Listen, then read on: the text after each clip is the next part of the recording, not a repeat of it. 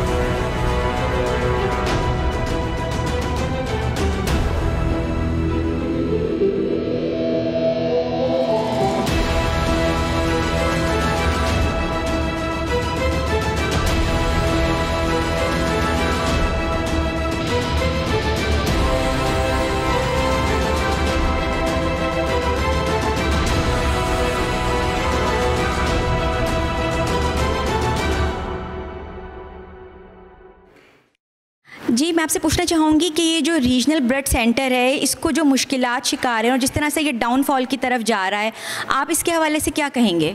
बहुत शुक्रिया। मेरा नाम मोहम्मद आसिफ खान है। मैं यहाँ पे फिलबार्टमेंट्स टेक्नीशियन हूँ।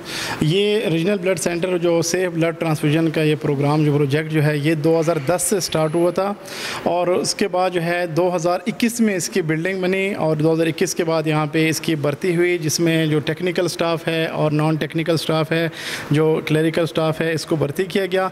और इसके बाद जो है यहाँ पे इनकी ट्रेनिंग्स की कराई गई मुख्तलिफ प्राइवेट हॉस्पिटल से। एक बंदे के ऊपर कोई 20 से 25 लाख रुपए का गवर्नमेंट का खर्चा आया ट्रेनिंग का। पर पर्सन 25 लाख रुपए खर्च कर रहे हैं आप लोग ट्रेनिंग पर? ट्रेनिंग पे किया हम लोगों की ट्रेनिंग कराई गई। अब उसके बाद जो है ये अच्छा भला ये चल रहा था।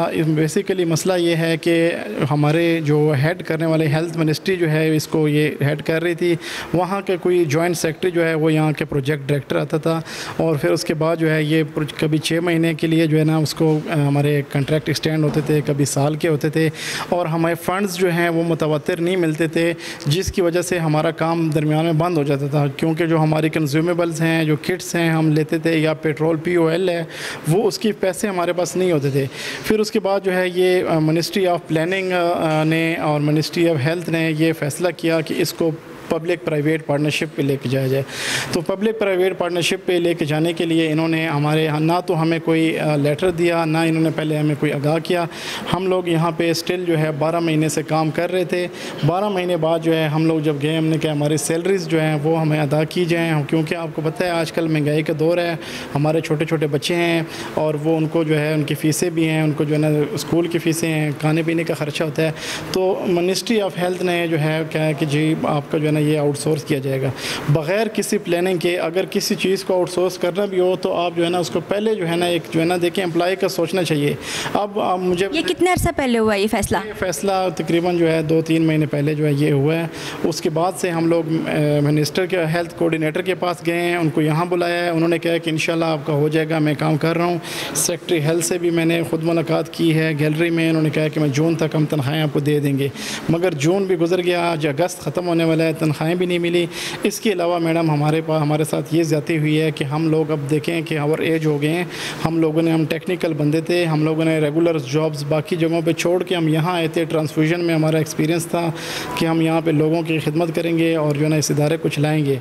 और अब जो है बग़ैर किसी नोटिस के अगर हमें फ़ारिग कर दिया गया है, क्योंकि हम फ़ारिग अपने आप को इसलिए समझ रहे हैं क्योंकि ना हमें सैलरी दी जा रही है, ना हमें जो है कोई आगे का जो है ना मुस्तक़बिल अमल पता है। हमारी रिक्वेस्ट ये है कि हमें एक तो सैलरी दी जाए, हमारी जो हमने काम किया है। आप ये देख लें कि कितना जो है इसके घास वगैरह बढ़ गया है, गाड़ियाँ ख़राब हो रही हैं, करोड़ों रुपए की मशीनरी है। इसके अलावा कंज्यूमेबल्स हैं जो बार बार हमने लेटर्स लिखे, हमें जो है ना कहते हैं आप लेटर लिखे, हम लेटर लेके जाते हैं वहाँ पे और वहाँ से कोई जवाब नहीं आता। हेल्थ मिनिस्ट्री जो है वो उसको चाहिए कि ये अगर प्लानिंग मिनिस्ट्री ने एक फ़ैसला कर लिया है, इदारा तो हेल्थ मिनिस्ट्री का है और ये करोड़ों रुपए की बिल्डिंग है, और अगर कोई डोनर जैसे जर्मनी ने इसको जो है ये इदारे को बनाया है करोड़ों रुपए की मालियत से, आप इसको जो है ना इतने जल्दी ख़राब तो नहीं कर सकते। और इसके अलावा जो है पेशावर, स्वात, डी खान, एबटाबाद, ये जो 4 इदारे हैं ये गवर्नमेंट खुद चला रही है और बहुत अच्छे चल रहे हैं। ये इन शहरों में आपकी इसी की ब्रांचेज़ हैं? इनकी ही ब्रांचेस हैं और ये जो है ना इनके मुलाजमीन भी रेगुलर हैं और गवर्नमेंट इनको चला भी रही है अच्छे तरीके से। ये इस्लामाबाद का जो है ये इसको जो है ना आउटसोर्स करने के लिए इसके पीछे बहुत बड़ी लॉबी है। हमारी तो ये रिक्वेस्ट है कि हम जो है ना अभी हम इंसाफ चीफ जस्टिस से भी रिक्वेस्ट करते हैं, आर्मी चीफ से भी हमारी ये रिक्वेस्ट है कि इसकी इंक्वायरी की जाए कि इनके जो मुलविस हैं, जो पीछे अनासर हैं, जिनको इसके मफाद हैं। अब आपको मैं बात बताऊँ कि इसका एक सॉफ्टवेयर है ज़ाविया, 5 करोड़ रुपए का उसका एक सॉफ्टवेयर ख़रीदा गया है जो कि $1-1.5 लाख रुपए में आम बन सकते हैं मार्केट से। तो उसको ख़रीदा गया है, फिर उसके हर मंथ उसके जो है ना पैसे चार्जेस जो हैं एंडस हॉस्पिटल को जा रहे हैं। तो इसके पीछे एक बहुत बड़ा माफिया है, सरगर्म है, जो लोगों की ज़िंदगियों के साथ खेल रहा है। इसके अलावा जो है लोग यहाँ पे ये हल्का है राजा खुर्रम नवाज़ का और डॉक्टर तारिक फजल चौधरी का, उनके पास भी हम गए हैं, मगर वो लोग भी दोनों MNAs भी इस्लाम अपने अवाम के साथ मुखलिस नहीं है। हालाँकि मैं ख़ुद असम्बली में उनसे मिला हूँ, उन्होंने कहा कि आपका जो है ना मैं प्रायोरिटी पे ये काम होगा, ये गवर्नमेंट की ज़मीन है, इसको कोई प्राइवेट नहीं कर सकता। उसके बावजूद भी इन्होंने गवर्नमेंट की ज़मीन को जो है ना वो होते हुए उन्होंने कोई बात की मगर कोई काम नहीं बना। इसके अलावा हेल्थ की स्टैंडिंग कमेटी में भी राजा खुर्रम नवाज़ ने जो है इसकी हमारी आवाज़ उठाई, मगर किसी ने आज तक जो है ना उसके बाद कोई अमल दरामद नहीं हुआ। और इसके साथ साथ हमारे जो बाकी स्टाफ है, छोटा स्टाफ जो बेचारा जो काम कर रहा है, जो 13 सालों से काम कर रहा है, जिनकी उम्रें जो हैं अब जो है ना अब 35-40 साल तक पहुँच चुकी हैं, इसका कौन जवाबदेह होगा? आजकल आपको पता है कि कितने पाकिस्तान के हालात ख़राब हैं, दहशतगर्दी है और इसके अलावा महंगाई है। उसमें अगर एक गरीब बंदे को जॉब से निकाला जाता है और टेक्निकल जॉब से जो कि वो कर रहे हैं इतने अरसे से, तो उस पर क्या गुजरती है। तो हमारी ये रिक्वेस्ट है आपकी मीडिया का बहुत शुक्रिया कि आप लोग आए, हमारी आवाज़ बुलंद की, और हमें उम्मीद है कि इंशाअल्लाह ताला हमें जो है ना आपकी आवाज़ की तवज्जो से हमें इंसाफ मिलेगा। जी नाज़रीन, बहुत संगीन हालात हैं यहाँ पर। जिस तरह से आपने सुना कि ये तमाम तर यहाँ के जो मुलाजमीन हैं वो बहुत बुरे हालात में हैं, इनको तनख्वाहें नहीं मिल रही हैं, इनकी बात नहीं सुनी जा रही है। ये इसके लिए पार्लियामेंट तक गए हैं, इन्होंने सियासी रहनुमाओं से भी मुलाकातें की हैं कि उनके मसाइल को हल किया जाए, लेकिन उसके बावजूद ये मसला इनका हल नहीं हो रहा। मज़ीद जानेंगे यहाँ के स्टाफ से कि उनको क्या क्या मसाइल हैं जिनको वो फेस कर रहे हैं।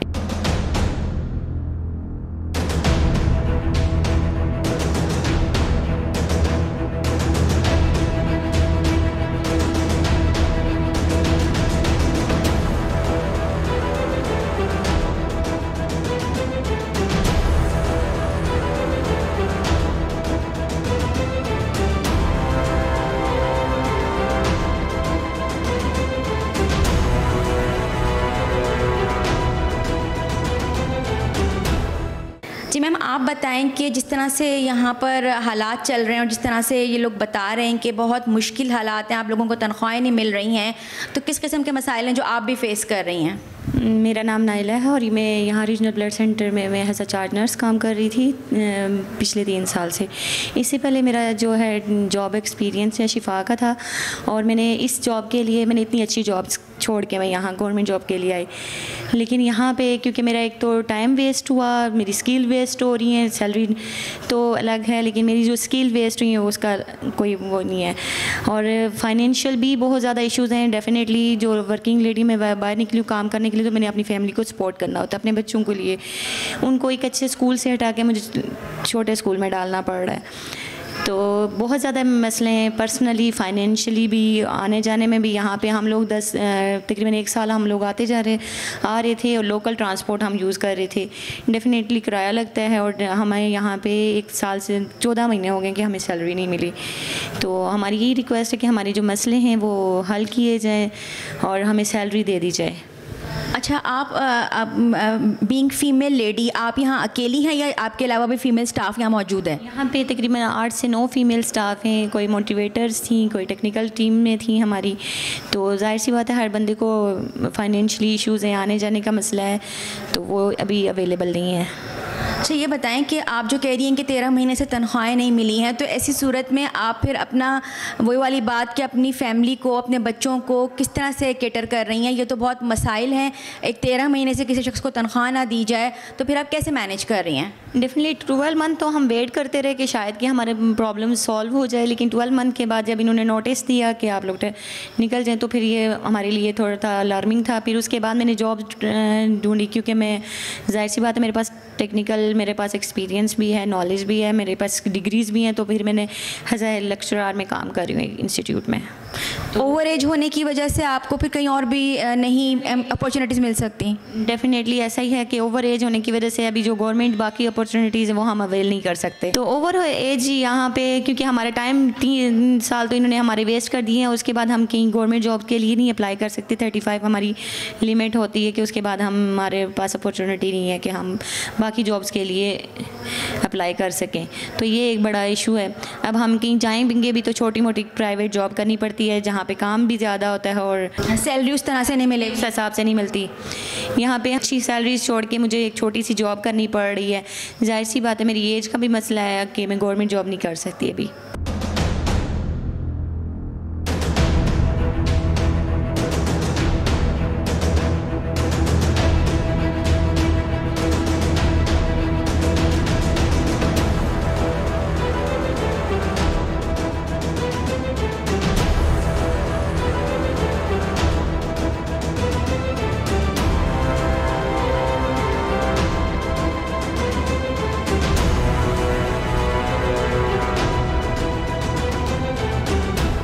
जी नाज़रीन, आप देख सकते हैं कि यहाँ पर ये कितना इक्विपमेंट पड़ा हुआ है और ये सारा इस वक्त बिल्कुल बेकार है क्योंकि ये इस्तेमाल में ही नहीं आ रहा।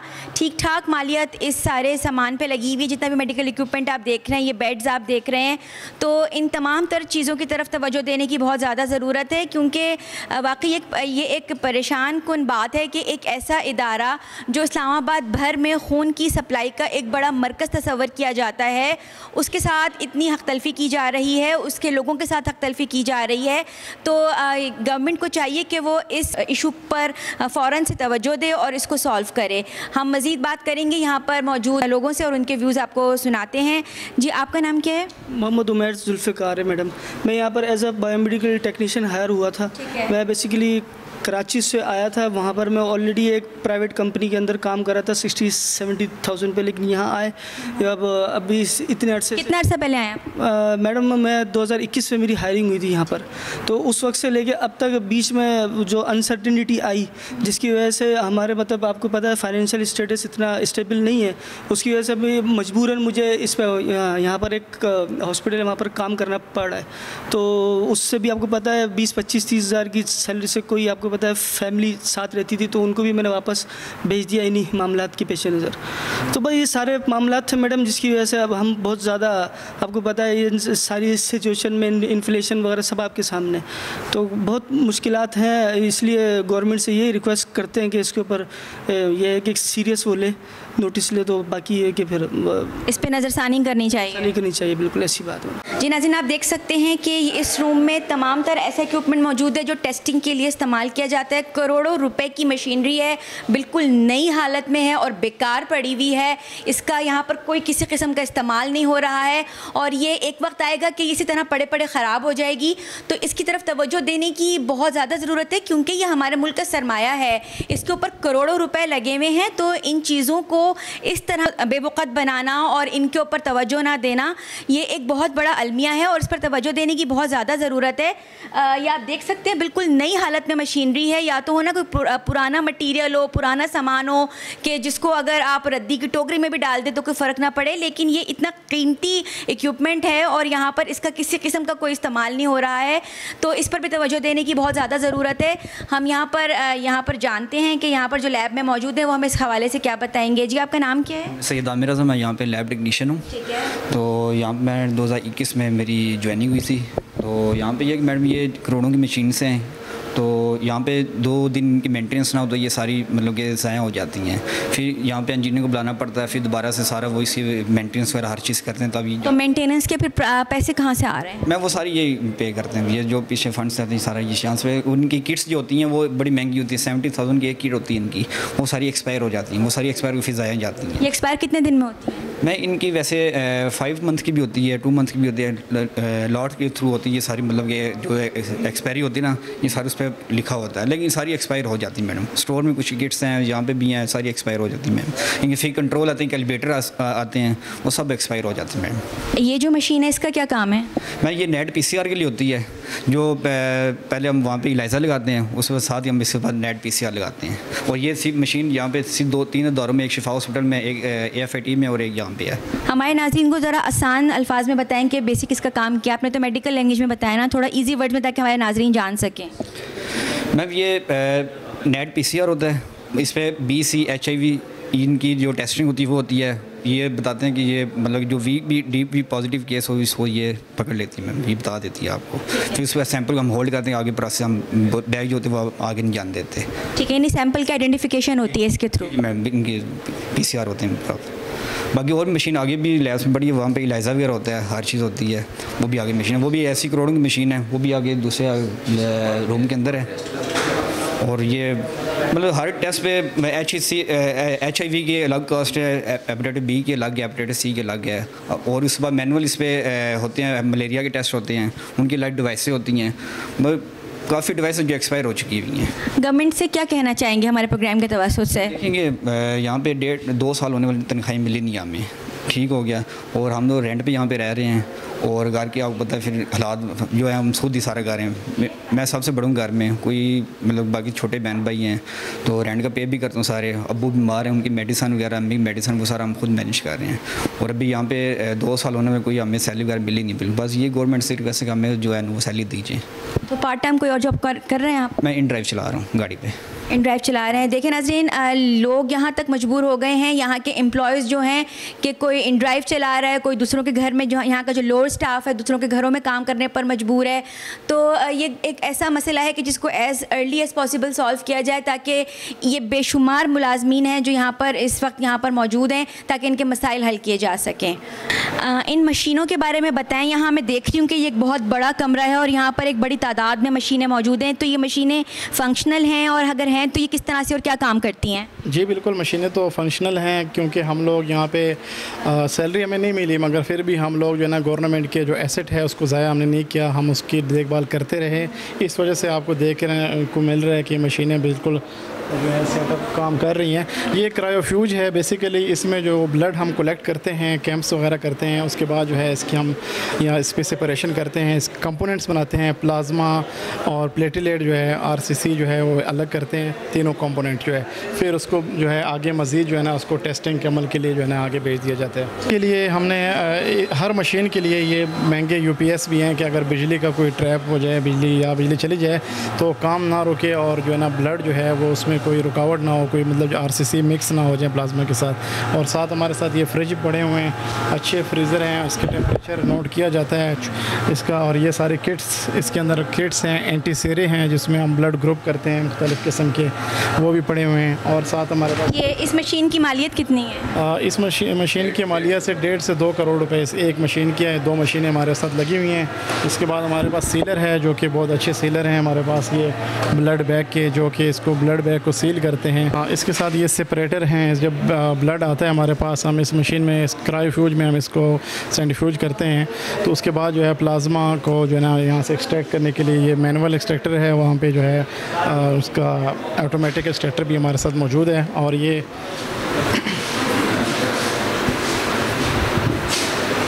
दूसरी मशीन हमारे साथ जो है, ये भी वर्किंग में मशीनें सारी। जी ये सेम है दोनों। अब 2 मशीनें इसलिए हैं कि 4.5-5 करोड़ की तो ये 2 जी ये मशीनें 2 इसलिए हैं क्योंकि हमारे यहाँ पे जब हम इसको चला रहे थे, कैंप्स कर रहे थे, तो डेली 150 से 200 डोनेशन हम पर डे करते थे। तो इन दोनों मशीनों के ऊपर जो है हम इसको जो है ना इसके कंपोनेंट्स बनाने के लिए सेपरेट करते थे। ये हमारा आरओ प्लांट है। तो ये जो आरओ प्लांट मशीन के लिए डिस्टिल्ड वाटर वगैरह की ज़रूरत पड़ती है, तो हमने अपना आरओ प्लांट भी लगाया हुआ है। और प्लांट के साथ हमारे पास एलएनटी है, कलाया मशीन है, जो कि टेस्टिंग करती है। ये आमिर भाई जो है ना, आप इसके बारे में बताएंगे आपको। ये कलाया मशीन है एबट की, ये सिर्फ 4 करोड़ पे मशीन है न्यू जो है।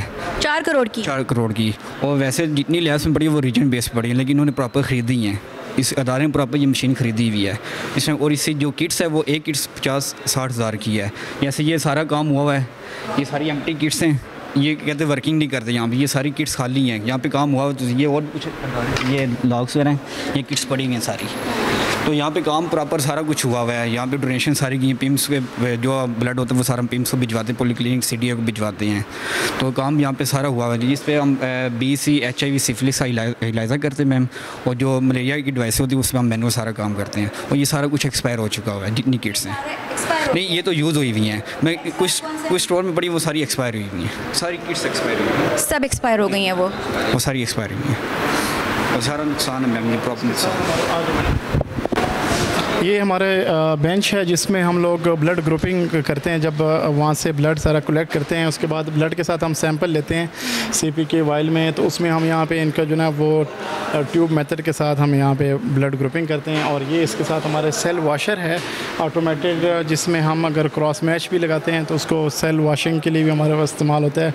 और साथ साथ हमारे पास ये प्लाज्मा एक्सट्रैक्टर है, जैसे वो मैनुअल था, ये ऑटोमेटेड है। इसके साथ सेंट्रीफ्यूज है हमारे पास दोनों, जिसके हम सैंपल सेंट्रीफ्यूज करके फिर जब क्लाया पे मशीन पे रन करते हैं तो उस पर सेंट्रीफ्यूज करने के लिए ये 2 मशीनें ये भी हैं। और आपको मज़ीद ये हमारे पास प्लाज्मा एक्सट्रैक्टर है ऑटोमेटेड। और साथ हमारे पास थर्मो साइंटिफिक के हमारे पास सेंट्रीफ्यूज हैं, जो कि काफ़ी ज़्यादा मलियत के हैं और जो है ना वज़नी भी हैं। और इसके साथ साथ हमारे पास ये अनस्क्रीन प्रोडक्ट जब हम लेके आते हैं, जब स्क्रीन नहीं होता तो हम यहाँ पे प्लाज्मा इस फ्रिज स्टोर करते हैं। और ये एजिटेटर है प्लेटलेट्स के लिए, जिसमें प्लेटलेट्स सफ़ेद खून जो कि डेंगू मलेरिया के मरीज़ों को लगता है, जो कि या जो ब्लीड कर जाते हैं पेशेंट, उनके लिए इस्तेमाल होता है, ये इसमें रखते हैं। साथ यहाँ में हम RCC रखते हैं, जो रेड सेल है वो यहाँ पे अनस्क्रीन यहाँ रखते हैं। जब स्क्रीनिंग मुकम्मल हो जाती है उसके बाद हम उनको मज़ीद जो है ना आगे दूसरे अपने उसके इन्वेंट्री के लिए भेज देते हैं। और ये हमारे पास जो है थर्मो साइंटिफिक्स का जो है ना मल्टीफ्यूज है। और साथ ये शेकर्स हैं, ये जो शेकर्स हैं ब्लड शेकर, ये आप ब्लड बैंकों में, बाकी ब्लड बैंकों में शेकर नहीं होते, इसी तरह ब्लड नीचे रखा होता है, आपने देखा होगा। अगर होते भी हैं तो वो प्रॉपर ये कैलिब्रेशन नहीं होती उनकी। तो ये जो शेकर हैं तकरीबन जो है ना 16 लाख रुपए तक का एक ब्लड शेकर है। लाख का एक बैग है ये जो एक शेकर। तो ये बहुत अच्छा शेकर है। एक तो ये जो है ना जब हम डोनर को प्रिक करते हैं, इसके साथ जो हम लगाते हैं, तो ये उतना ही ml जो है ब्लड वो जो है ना लेता है जितना हमने इस पर सेट किया होता है। 500 ml जो है ना हमने इस पर किया होता है, तो 500 ml पे ख़ुद ब खुद जो है ना ये रुक जाता है, ये लॉक लग जाता है इसका। और इसके अलावा ये इसको शेक भी करता है, फ्लो रेट भी बताता है हमें। और इसके साथ ट्यूब वेल्डर है, जो कि किसी भी हॉस्पिटल में मौजूद नहीं है। आप चेक कर लें, शायद शिफा में हो, बाकी किसी भी गवर्नमेंट हॉस्पिटल में ये नहीं है। ये 70 लाख रुपए की मशीन है, ट्यूब वेल्डर है। इतनी सी मशीन 70 लाख की है जी, ये 70 लाख से भी महंगी है, क्योंकि इसमें अब अगर छोटा बच्चा जो होता है जिसको ब्लड लगता है उसको हम जो सैटेलाइट बैग से जो है 100 ml लिख दिया डॉक्टर ने कि बच्चा है, 50 ml लिख दिया है, तो वो उसको हम जो है ना पूरा बैग नहीं दे सकते। तो पूरे बैग से हम जो है ना सैटेलाइट बैग में जब करते हैं तो कंटेमिनेशन से बचने के लिए कि क्यों ना बैक्टीरिया ग्रोथ किसी भी कंटेमिनेशन में से बचने के लिए हम इसके थ्रू जो है उसको ब्लड दूसरे सैटेलाइट बैग में ट्रांसफ़र करते हैं, तो ये मशीन उस काम आती है।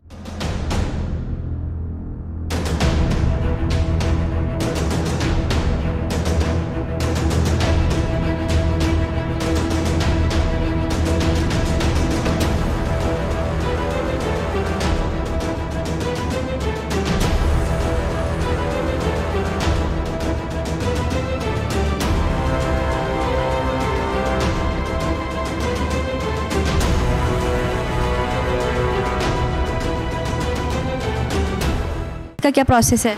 अस्सलाम वालेकुम, मेरा नाम मोहम्मद निसार है। मैं एज ए टेक्निकल असिस्टेंट और कैंप इंचार्ज काम करता हूँ यहाँ पे। मैम ये है, ये हमारे पास सीपी ब्लड कंप्लीट पिक्चर जो होती है, इससे वो परफॉर्म करते हैं कि हम किसी भी डोनर का अगर हम ब्लड लेते हैं तो हमने पहले चेक करना होता है कि अगर उसका खून ठीक है कि नहीं है, कंप्लीट है नहीं है, प्लेटलेट कंप्लीट है, RBCs एवरीथिंग हमने चेक करना होता है। उसके बाद जो हेल्थी पर्सन होगा हमने इसके थ्रू चेक करते हैं और उसका ब्लड हम लेते हैं। और ये भी इसी तरह ही पड़ा हुआ है जिस तरह बाकी मशीनें आप देख रहे हैं करोड़ों की मलकियत की, ये चीज़ भी इसी तरह, ये चीज़ ऐसे ही पड़ा हुआ है और इसकी चीज़ें एक्सपायर हो रही हैं। यानी आप इतनी हैवी और इतनी महंगी मशीनरी जो यहाँ पर मौजूद है, आप लोगों को सैलरीज़ भी नहीं मिल रही हैं, आप लोगों को बेसिक राइट्स भी नहीं मिल रहे हैं, उसके बावजूद आप इनकी जिस हद तक केयर कर सकते हैं वो कर रहे हैं। जी नहीं, हमें तो अब ये है कि जीने का फिर ये हक ये लोग हमसे छीना हुआ है ना, लेकिन चलो जो चीज़ें पड़ी हुई है उसके कम से कम उसका तो ख्याल रखें कि उसको यूटिलाइज़ किया जाए, कि अगर चलो हमारे साथ अगर पर्सनल हो रहे हैं कि फिर सैलरी नहीं दे रहे हैं, इन मशीनों का तो कम से कम ख्याल रखें। ये चीज़ें ज़ाया ना हो जाए, करोड़ों की मलकियत है, लोगों के टैक्सों से ये चीज़ें ली गई हैं और ये बिला वजह इसी तरह पड़ी हुई हैं।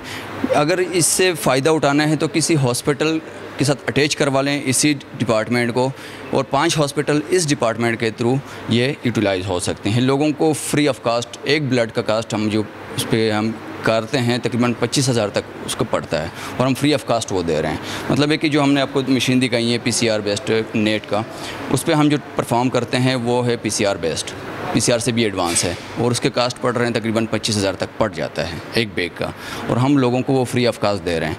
अब वो ये कह रहे हैं कि नहीं हमने इस चीज़ को प्राइवेट करवा रहे हैं, ठीक है। अगर प्राइवेट करेंगे तो हमें ये 2019 में इंडस ने कोटेशन दी थी कि 640 मिलियन में हमने इसको ख़रीदना है, चलाएँगे तो 640 मिलियन में। अब 2024 चल रहा है, अब महंगाई भी बहुत ज़्यादा हो गई है, तो इसका अंदाज़ लगा लें कि अगर 640 उस टाइम कह रहे थे तो अभी कितने में ये लोग ख़रीदेंगे। और हम इसको चला रहे हैं 150 to 200 मिलियन में हम चला रहे हैं, विद सैलरीज विद एवरीथिंग हम इसको इतने में चला रहे हैं। लेकिन ये कह रहे हैं कि नहीं हमने इसको फिर भी इतने में ही करना है। तो हमारे ये दरख्वास्त है हुकूमत पाकिस्तान से, शहबाज शरीफ साहब से, चीफ़ जस्टिस से, कि खुदारा हमारे हाल पे रहम करें और जो लोग यहाँ पे काम कर चुके हैं या कर रहे हैं उनको सैलरियाँ दे दें, क्योंकि सारे गरीब आवाम हैं। और मतलब है कि स्कूलों से बच्चों को निकाल दिए क्योंकि वो फ़ीस पे नहीं कर रहे हैं। चलो हम जो अपर क्लास जो है, मतलब है कि जो हायर एजुकेशन है, जिस तरह मैं हूँ, मैंने MS किया हुआ है, मैडम है, ये बाकी हैं, वो कहीं ना कहीं पे कर रहे हैं। लेकिन जो लोअर क्लास हैं, फेलबॉटमिस हो गए या माली हो गए, तो वो कहाँ जाएंगे, वो क्या काम करेंगे? उनके पास ये है कि पेट्रोल के पैसे नहीं हैं, ठीक है। वो किसी न किसी से वो राइड लेके आ जाते हैं, तो उनके बच्चों को भी स्कूलों से निकलवा दी है। ये एक हमारे पास एक माली है, उसके बच्चे की HB 6 हो गई थी डाइट की वजह से, डाइट से, और उसकी मिन्नतें कर रहे थे कि यार हम उसको कैसे करें, 6 HB, ठीक है। अब उसके पास मेडिसिन के पैसे नहीं थे, तो हमने ख़ुद अपनी तरफ से कुछ ना कुछ करके हमने उसको प्रोवाइड कर दिया, ठीक है। तो खुदारा हम रिक्वेस्ट करते हैं हुकूमत पाकिस्तान से, शहबाज शरीफ साहब से, चीफ़ जस्टिस से, कि इस डिपार्टमेंट को ज़ाया ना करें, इन लोगों को ज़ाया ना करें, क्योंकि ये है कि इन लोगों पे एक जो टेक्निकल स्टाफ है इनको इंडस ट्रेनिंग के लिए भेजा गया और बाई एयर भेजा गया 1 महीने के लिए, और वेल ट्रेंड स्टाफ है, वेल एजुकेटेड है। एक बंदे पे 25 लाख तक ख़र्चा हुआ है 1 महीने का। तो ये स्टाफ को इतना ख़र्चा करके क्यों ज़ाया कर रहे हैं? हमारी रिक्वेस्ट यही है हुकूमत पाकिस्तान से। ये इतनी बड़ी लेबॉर्ट्री का जो आपको मैंने विज़िट करवाया है और जिस तरह से इन लोगों ने डिटेल में बताया है कि कौन सी मशीन किस तरह से काम करती है, इसका बेसिक मकसद ये है कि गवर्नमेंट तक ये मैसेज जाए वो ये सब देखें और उनको पता चले कि यहाँ पर जितनी भी मशीनरी मौजूद है वो बिल्कुल एक्टिव और फ़ाल हालत में मौजूद है, बिल्कुल ठीक है, बिल्कुल नई नवेली मशीनें यहाँ पर पड़ी हुई हैं। आप देख सकते हैं कि ये इनकी कंडीशन कितनी फ़्रेश है और ये मुकम्मल तौर पर अपने काम करने के लिए रेडी हैं। यहाँ पर बात सिर्फ ये है कि यहाँ पर इनको उस तरह से इस्तेमाल नहीं किया जा सकता क्योंकि ज़ाहिर है इदारा काम नहीं कर रहा, इदारे में लोग बहुत मुश्किलात का शिकार हैं। यहाँ पर जो कंज्यूमेबल किट्स पड़ी हुई हैं वो एक्सपायर हो चुकी हैं, तो ये लोग अपनी तरफ से इनकी मेंटेनेंस जिस हद तक पॉसिबल है वो कर रहे हैं। इन मशीनों को इन्होंने एक्टिवेट रखा हुआ है ताकि ये ख़राब ना हो और गवर्नमेंट का मज़ीद नुकसान ना हो। तो जब ये लोग गवर्नमेंट का एहसास कर सकते हैं और इस सरमाए को, कीमती सरमाए को बचा सकते हैं, तो गवर्नमेंट का भी फ़र्ज़ बनता है कि वो इन जो अवाम है जिस पर वो दावा करते हैं कि हम इनके तमाम तर हकूक़ पूरे करेंगे, इनको फैसिलिटेट करेंगे और इनकी परेशानियों का हल निकालेंगे, तो इस इदारे की तरफ भी खुसूसी तवज्जो दी जाए और यहाँ पर ये लोग जिन मुश्किलात का शिकार हैं इनको इससे निकाला जाए और बाकायदा एज़ अर्ली एज़ पॉसिबल इसका कोई सलूशन निकाला जाए ताकि ये लोग भी रोज़गार कमा सकें और दोबारा से अपनी अपनी जॉब्स को कंटिन्यू कर सकें। मज़ीद आगे चलते हैं और देखते हैं कि यहाँ पर और कौन कौन से ऐसे नकाइस हैं जो भी हमारे सामने आएंगे।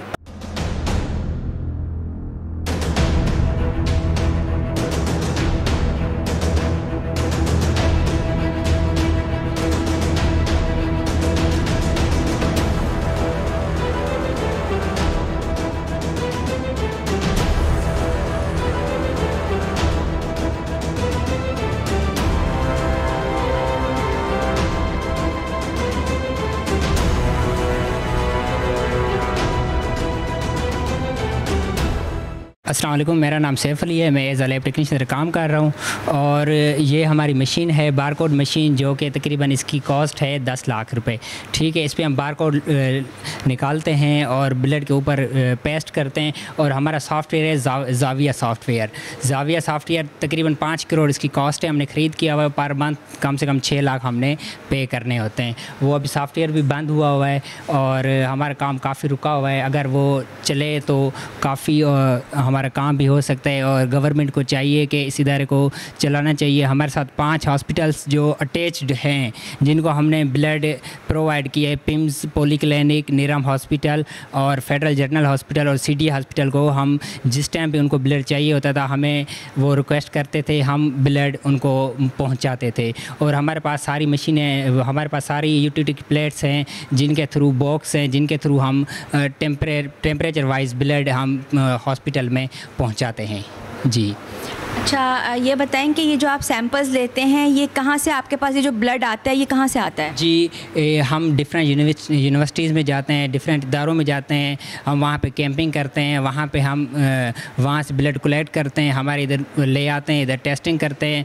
हमारे पास जो मशीनरी है वो पूरे पाकिस्तान में गवर्नमेंट किसी भी गवर्नमेंट इदारे में नहीं है। इधर रीजनल ब्लड सेंटर में जो मशीनरी है पूरे पाकिस्तान में ये टेस्ट कहीं भी परफॉर्म नहीं किए जाते, सिर्फ रीजनल ब्लड सेंटर में किए जाते हैं। अच्छा, कुछ लोग ऐसे भी होते हैं कि जो ज़रूरत के तहत अपना खून बेचते हैं, क्या आप लोग उनका खून भी लेते हैं या सिर्फ यूनिवर्सिटी वगैरह से जो डोनेशन मिलते हैं दीगर इदारों से वही लेते हैं? नहीं, हम वो खून नहीं लेते, हम सिर्फ जो अपने मर्ज़ी से फ्री वॉलंटियर डोनेशन देना चाहे उसकी इधर डोनेशन लेते हैं। नहीं तो हम डिफरेंट जगहों पे जाते हैं, यूनिवर्सिटीज़ में जाते हैं, वहाँ से ब्लड कलेक्ट करते हैं, इधर टेस्टिंग करते हैं और हॉस्पिटल को सप्लाई करते हैं। ये हमारी प्लेटलेट्स डिस्पैच करने के यूटिलिटी प्लेट हैं, इन पे हम टेम्परेचर वाइज रखते हैं। इसका टेम्परेचर होता है 20 to 24 जो कि प्लेटलेट्स का टेम्परेचर होता है। हम बॉक्स में डाल के टेम्परेचर पे हम ये हॉस्पिटल्स में प्रोवाइड करते हैं।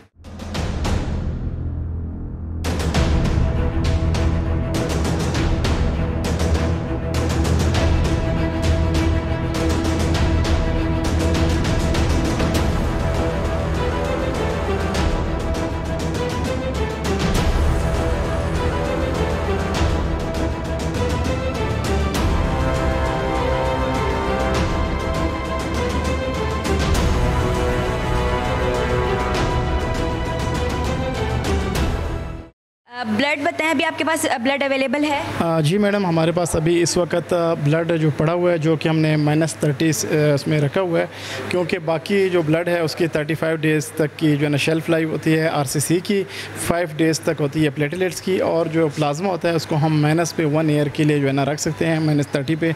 तो इसलिए हमारे पास ये हर ग्रुप का ब्लड पड़ा हुआ है। आप देख सकते हैं कि ये हमारे पास बिल्कुल फ्रेश जो है ना ब्लड पड़ा हुआ है, जो अपने टेम्परेचर में है, और हर ग्रुप जो है ना ये इस पे मेंशन है, ग्रुप वाइज बार कोड लगे हुए हैं। जो ये 1 साल तक सेफ़ है? जी 1 साल तक सेफ़ है। और ये अभी जैसे कोई भी इमरजेंसी होती है इस्लामाबाद में, कोई अल्लाह ना करे कोई ऐसी सिचुएशन हो, कहीं आग लग जाए, कोई और मसला हो जाए, तो फिर ये जब जो हॉस्पिटल रिक्वेस्ट करेगा तो हम यहाँ से ये ब्लड वहाँ पे उनके पास भिजवा देंगे। ये जितनी भी RCCs हैं इनकी टोटल कॉस्ट क्या होगी? जो ये रेफ्रिजरेटर हैं इनमें ये माइनस वाले हैं जो प्लाज्मा के लिए स्टोरेज के लिए हैं, और जो है ना हमारे पास 9 जो हैं वो पड़े हुए हैं इसके लिए, RCC के लिए और बाकी किट्स रखने के लिए। तो इनकी तकरीबन जो है 80 से 90 लाख रुपए इनकी कॉस्ट है, जो कि 2 to 8 टेम्परेचर है जिनका, और जो -30 से -40 तक हैं इनके ये 4 हमारे पास पड़े हुए हैं। इनकी 1 करोड़ 20 लाख से ऊपर तक की इनकी कॉस्ट है। जैसा कि आप देख सकते हैं ये यूटिलिटी प्लेट्स हैं मैम, और ये कहीं भी किसी भी सरकारी हॉस्पिटल में या प्राइवेट हॉस्पिटल में अवेलेबल नहीं है। जैसा कि आप किसी भी हॉस्पिटल में ब्लड लेने जाते हैं, वो आपको कहते हैं कूलर लेके आएँ आप, जिसमें बर्फ़ डाल के आएँ। अब वो जो है एक जो है ना क्वालिटी वाइज जो है ना वो ठीक नहीं है, क्योंकि उसमें पता नहीं चलता कि आप ब्लड ज़्यादा ठंडा हो जाएगा या जो है ना उसका टेम्परेचर आउट भी हो सकता है। तो ये जो यूटिलिटी प्लेट्स हैं इसके अंदर जो है हमारे पास मुख्तलिफ 3 किस्म की हैं। प्लाज्मा के लिए हमारे पास येलो है, जो कि बिल्कुल माइनस जो है ना माइनस में बिल्कुल फ्रीज़ होता है, और ये जो है 2 to 8 इसका टेम्परेचर है। इसके ऊपर आप देख सकते हैं इसका कलर जो है इसका ये भी ग्रीन कलर, इसके 2 डिग्री सेंटीग्रेड, इसकी भी 2 डिग्री सेंटीग्रेड पे है। अब इसके साथ हमारे पास एक इनके वो आती है एक USB आती है डेटा लॉगर। वो डेटा लॉगर हम यहाँ से कंप्यूटर से हम उसके साथ रखते हैं, और वो जब ब्लड हम कैंप से लेके आते हैं उसमें हम चेक करते हैं कि इसका टेम्परेचर तो आउट नहीं हो गया, क्योंकि सबसे ज़्यादा जो रिएक्शन होता है अक्सर ब्लड का रिएक्शन होता है वो भी टेम्परेचर आउट की वजह से हो सकता है, कि क्योंकि टेम्परेचर जो है उसका ब्लड का जो है ना आउट हो जाता है, उस वजह से पेशेंट को रिएक्शन हो सकता है। तो इन सब चीज़ों को मद्देनज़र रखते हुए ये जो रीजनल ब्लड सेंटर है क्वालिटी के ऊपर जो है ना कंप्रोमाइज़ नहीं करता, प्रॉपर हर किस्म की चीज़ यहाँ पे अवेलेबल है, और हम सारे लोग जो है ना इसको क्वालिटी को जो है फॉलो भी करते हैं। इसलिए आपको ये सारी चीज़ें दिखाने का मकसद भी यही था कि आप जो है ना ये मीडिया के तवज्जुह से ये दिखाया जाए कि हम लोग जो है ना क्वालिटी को भी मेंटेन कर रहे हैं। और ये फ्रिज ऑन है, ये आप देखें बिल्कुल वर्किंग कंडीशन में है, मगर अब जो है बिजली का बिल चूँकि यहाँ पे अदा नहीं हुआ तकरीबन कोई 6-7 महीने से, तो अब ख़तरा ये है कि वापडा वाले जो है ना उन्होंने लास्ट वार्निंग दी हुई है, अगर बिजली जो है ना मुनक़ता होती है तो ये ब्लड भी ख़राब हो जाएगा और ये चीज़ें भी जो हैं ये डिस्टर्ब हो जाएंगी। जी नाज़रीन, आप देख सकते हैं कि हाई क्वालिटी बिल्डिंग है, हाई क्वालिटी प्रोडक्ट्स हैं, हाई क्वालिटी इक्विपमेंट है, अमला भी बहुत एक्टिव है, काम करने वाला है। लेकिन वही वाली बात कि सूरत हाल इतनी ख़राब है, गवर्नमेंट को तवज्जो देने की बहुत ज़्यादा ज़रूरत है और फिलफौर इस पर एक्शन लेने की ज़रूरत है, ताकि इन मसाइल को हल किया जा सके, इस बिल्डिंग को फ़ाल बनाया जा सके, यहाँ के मुलाजमीन को रेगुलर किया जा सके, ताकि वो अपने फ़राइज़ को बेहतर तौर पर अंजाम दे सकें। यहाँ पर वक्त हुआ एक छोटी सी कमर्शियल ब्रेक का, कहीं मत जाइएगा, हम आते हैं एक छोटी सी ब्रेक के बाद। Stay with us. क्या कहना चाहेंगे गवर्नमेंट से, ये जो आप इतनी मुश्किलात फेस कर रहे हैं, इस हवाले से क्या कहेंगे? हम सर 2010 से इधर भर्ती हुआ, मेरा ये दोनों इकट्ठे ही हैं। बाकी ये तकरीबन हमने लेटर पे में लिख के दिया था कि हम आपके जैसे प्रोजेक्ट ख़त्म होते हैं हम आपको रेगुलर करें, इन्होंने रेगुलर नहीं किया। बाकी ये तकरीबन हम 40 साल से ऊपर हो गया, हमारी एज हो गई है, लेकिन ये काम हमें नौकरी किधर से नहीं मिलेगी, हम किधर जाएंगे। आप यहाँ पर क्या काम करते हैं? मैं सारा नायब कासत हूँ यहाँ का। जी जी जी। और आपका क्या नाम है? मोहम्मद इशफाक। आप क्या करते हैं? मैं नायब कासत हूँ, पर काम मालियों का करता हूँ। आप क्या कहना चाहेंगे? मैडम मुझे सैलरी नहीं मेरी है, अभी बेटा बीमार है, पहले बेटी बीमार थी, उसे उधार लिया था तो उसको ब्लड लगवाया, हमारे पास पैसे नहीं हैं, अभी उधार ले रहा हूँ। अब बेटा बीमार है, ये 1 माह का हो गया, उसके पेट में कोई पानी का मसला हुआ, अभी भी हमारे पास कोई गुंजाइश नहीं है जगह। कर्जा इतना लिया 4 लाख का हो गया हमारे पास, तो एक ही कमाने वाला और कोई नहीं है मेरे पास। तो आपका मुतालबा है कि आपकी तनख्वाहें आपको जो 1 साल से रुकी में वो दी जाएँ? जी वो दे दें। हम 2011 में आए तभी तक ऐसे में चाह रहे हैं। 2010 था। आप क्या कहेंगे? देखिए सर, हम 2010 में आए, हालांकि ये हम सारे उनसे तनख्वाह लिया। भट्टी साहब ने हमने जो ये कहा था कि आपको ये है कि जून जुलाई तक अगस्त में तनख्वाह मिल जाएगी, इस बहाने से हम बस कर्जा वगैरह लेते रहे, करते करते उन्होंने कहा अभी तनख्वाह नहीं मिलती आपको। अभी जिनसे कर्जा लिए वो हमसे मांग रहे हैं, हमें जलील कर रहे हैं।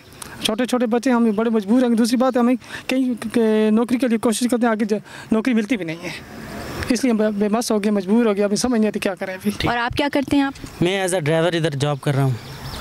तो क्या कहना चाहेंगे? मैम, मैं ये कहना चाह रहा हूँ कि हमारे माशी हालात बिल्कुल ख़राब हो चुके हैं। हमें 1 साल से मतलब तनख्वाहें नहीं दी जा रही हैं, किराए तकरीबन हद से ज़्यादा बढ़ गए हैं। उसके बावजूद हम लोग इधर आ रहे हैं, ठीक है, हमें आने जाने के लिए तकरीबन दिन का 250 से 300 रुपये किराया लग जाता है इधर आने के लिए। तो 1 साल से हम लोगों को तनख्वाहें नहीं दी गई हैं। अभी हमारा कर्ज़ा हद से ज़्यादा बढ़ गया है और हमसे पूछा जा रहा है, जो भी कहता है कि आप लोग क्यों आ रहे थे, किसने आपसे कहा था? नदीम जान साहब हम इधर आए, उन्होंने आके हमें एक्सप्लेनेशन लेटर दिए कि आप क्यों नहीं आ रहे। और हम तो क्लास 4 के जो मुलाजमीन हैं, अक्सर से जो ऑफिसर हैं उनके घरों में काम कर रहे होते हैं या उनके साथ काम कर रहे होते हैं या मिनिस्ट्री में उन्होंने अपने साथ लगाया होता है। क्योंकि हमारा एक ड्राइवर उधर मिनिस्ट्री में होता था, उसके बाद 2 और बंदे थे जो उधर मिनिस्ट्री में ही काम कर रहे थे। तो फिर हमसे ये बातें क्यों पूछी जा रही हैं कि मतलब आप किसके कहने पे आ रहे थे, क्यों आ रहे थे? आपको उस टाइम नज़र नहीं आ रहा था कि हम लोग आ रहे हैं, क्यों आ रहे हैं? ठीक है। और अभी हमें सैलरीज़ के लिए हमारे इधर आए, उनका नाम है, हमारे एडमिन अफसर हैं जो, वो कबीर खलील, वो आए, वो आके हमें पुलिस की धमकी दे रहे हैं कि हम एज अ पुलिस आपसे खाली करवा सकते हैं ये बात। तो आप हमें बात बताएं कि हमें मतलब पहले क्यों नहीं ये बातें बताई गई कि आप ना आएँ भाई।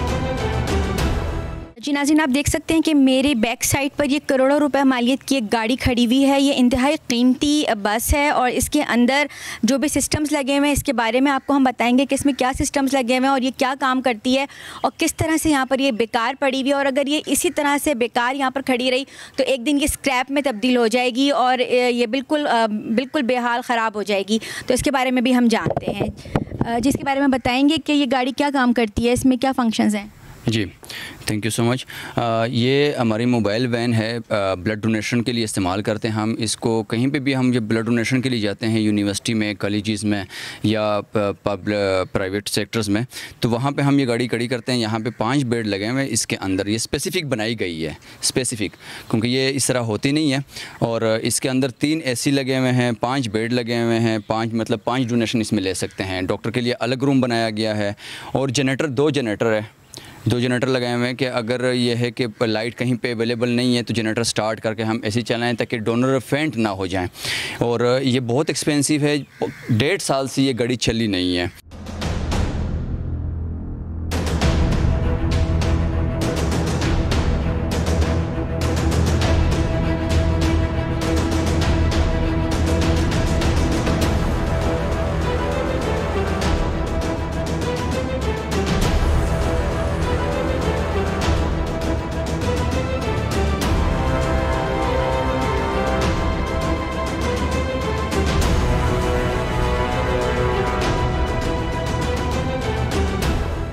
किट्स के बारे में मुझे बताएं। आप कह रहे हैं कि इदारा तो बंद हो रहा है, तो जो किट्स आपके पास अवेलेबल हैं वो क्या अब एक्सपायर हो चुकी हैं या अभी ठीक हालत में हैं? और अगर एक्सपायर हो गई तो आपको कितना नुकसान होगा इस पर? जी, इसमें इस तरह के काफ़ी सारी चीज़ें जो है हम लोगों ने कैंप्स हम करते रहे। हालांकि तनख्वाहें हमारी बंद थी, उसके बावजूद भी हमने कामरा एयरबेस में कैंप किया। उसके अलावा बाकी जो है ना मुख्तलिफ़ यूनिवर्सिटीज़ में हमने कैंप किए ताकि हमारे जो कंज्यूमेबल्स हैं, ब्लड बैग्स हैं, इसके अलावा ब्लड CP के ट्यूब्स हैं, जेल ट्यूब्स हैं और बाकी सामान है वो एक्सपायर होने से बच बच जाए। तो हमने अपनी कोशिश की, कैंप्स वगैरह किए, उसमें हमने अपने सामान जो है ना इस्तेमाल किया, मगर अभी भी काफ़ी सारी जो है ना चीज़ें वो एक्सपायर हो चुकी हैं और बाकी जो है वो 2025 में एक्सपायर हो जाएंगी। तो इसलिए हुकूमत से और मिनिस्टर हेल्थ से, वज़ीर-ए-आज़म से सबसे अपील की जाती है कि खुदारा हमारे हाल पर रहम करें और इस इदारे को भी बचाएं और हमारे मुलाजमीन जो हैं इनको भी जो है, इनको किसी और, अगर इन प्राइवेट करना ही है तो बेशक प्राइवेट कर दें इसको, मगर इन मुलाजमीन का क्या बनेगा? मुलाजमीन को किसी जगह 46 स्टाफ है, इतना ज़्यादा स्टाफ भी नहीं है, हमें किसी और इदारे में जम कर दिया जाए और इसके अलावा जो चीज़ें ख़राब हो रही हैं वो बचाई जाएँ ताकि हुकूमत का नुकसान ना हो, क्योंकि ये हमारे लोगों की जो है वो टैक्स का पैसा है। इसके साथ साथ यहाँ पे लोगों को, हमारा क्योंकि हल्का है N47 और यहाँ पे हमारे लोग जो है ना आते हैं दूर दराज, अलीपुर फराश से, ये तरलाई से, कनापुल से, और ब्लड के लिए ये फेडरल जनरल हॉस्पिटल है, यहाँ से लोग जाते हैं, AFIT जाते हैं, 2000 रुपये किराया लगाते हैं, वहाँ पे जो है ना ब्लड देते हैं और वहाँ से ब्लड लेके यहाँ पे जो है ना वो जमा कराते हैं। तो अगर यही इदारा जो है ना फंक्शनल हो जाएगा तो ये जितना भी एरिया है, जो देहाती एरिया है, इस एरिया में लोग जो है ख़ुद जो है ना यहाँ पे ब्लड देंगे और उनको यहाँ पे ही ब्लड मिल जाया करेगा, लोगों को मुश्किलात नहीं होंगी, आसानियाँ होंगी।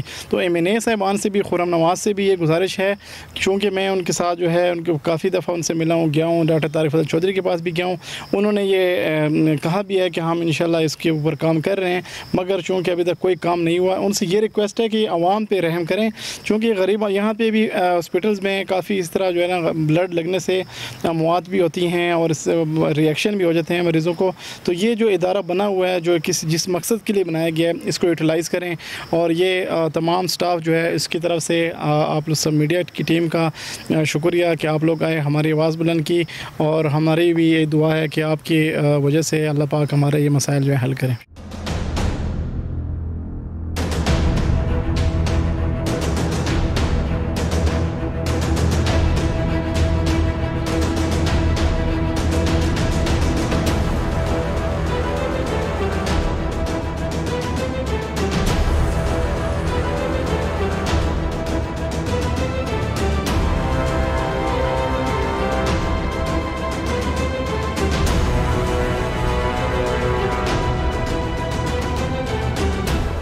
ये एरिया डॉक्टर तारिक फजल चौधरी साहब के अंडर आ रहा है, तो वो इस हवाले से कोई उनकी तरफ से कोई पेशरफ नहीं हुई, वो आपसे कोई राब्ते में नहीं है? मैडम, तारिक फजल चौधरी का जो डेरा है या उसका फार्म हाउस है यहाँ से ज़्यादा 1 किलोमीटर के फासले पे होगा। डेली वो यहाँ से सामने से गुज़रते हैं, ठीक है। हम उनके पास 2 से 3 दफ़ा गए, बरबर गए कंटिन्यूसली। खुर्रम शहजाद साहब के पास भी गए, जो अभी MNA है इस्लामाबाद, उसके अंडर भी तकरीबन ये आता है। लेकिन ये है कि हर तरफ से यही कि हम बात करते हैं, हम कोशिश करते हैं, हम ये करते हैं, लेकिन किसी तरफ से हमें कोई लिफ्ट नहीं कराई जाती है। हम मिनिस्ट्री में भी जाते रहे हैं, मिनिस्ट्री में तो हमें टोटली मतलब यूँ समझते हैं कि आप लोग इंसान है ही नहीं, ठीक है। उसके बाद जब 1-2 मीटिंग में हम गए, स्टैंडर्ड कमेटी में गए, वहाँ पे राहत जमाली साहिबा हैं, अल्लाह उनको इज़्ज़त दें, उसने हमारा क्वेश्चन रेस किया था और चेयरमैन साहब से रिक्वेस्ट की थी कि हमारी सैलरी के लिए बात की जाए। बाकी हमें किसी मिनिस्टर ने, किसी MNA ने कोई लिफ्ट नहीं करे, जो कि स्पेशली तारिक फजल चौधरी का हल्का है ये।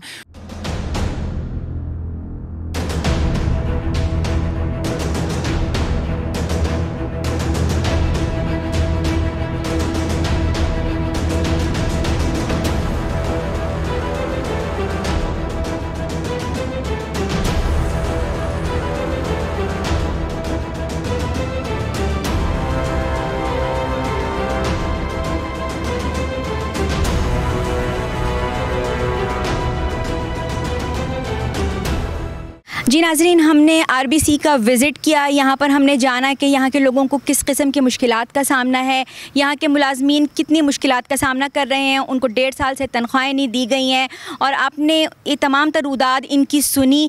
और ये अपर स्टाफ से लेकर लोअर स्टाफ तक, माली ड्राइवर तक यहाँ पर रोने को हैं। ये लोग कह रहे हैं हम लोग ख़ुदकुशियाँ करने पर मजबूर हो गए।